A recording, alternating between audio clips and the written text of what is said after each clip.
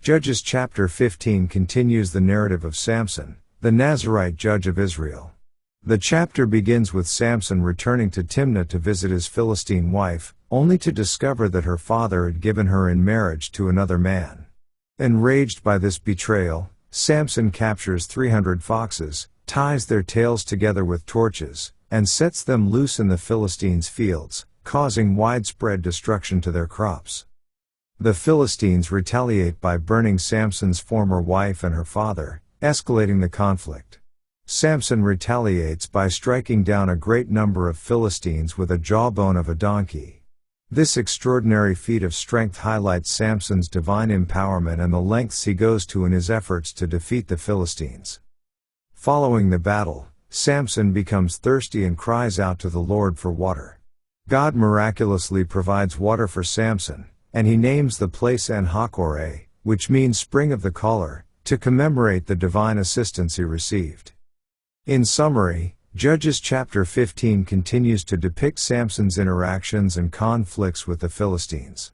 It highlights Samson's acts of retaliation against the Philistines, including the foxes and the jawbone of a donkey incidents. Despite his impulsiveness and tendency toward violence, Samson's strength is divinely given, and his story is emblematic of the ongoing tension between Israel and the Philistines during this period in the biblical narrative. Let's now read Judges chapter 15. But it came to pass within a while after, in the time of wheat harvest, that Samson visited his wife with a kid, and he said, I will go in to my wife into the chamber. But her father would not suffer him to go in.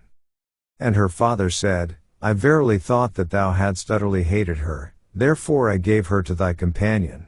Is not her younger sister fairer than she? Take her, I pray thee, instead of her. And Samson said concerning them, Now shall I be more blameless than the Philistines, though I do them a displeasure.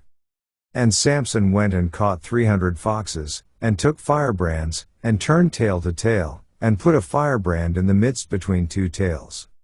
And when he had set the brands on fire, he let them go into the standing corn of the Philistines, and burnt up both the shocks, and also the standing corn, with the vineyards and olives. Then the Philistines said, Who hath done this?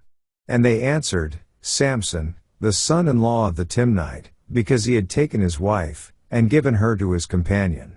And the Philistines came up, and burnt her and her father with fire. And Samson said unto them, Though ye have done this, yet will I be avenged of you, and after that I will cease. And he smote them hip and thigh with a great slaughter, and he went down and dwelt in the top of the rock Edom.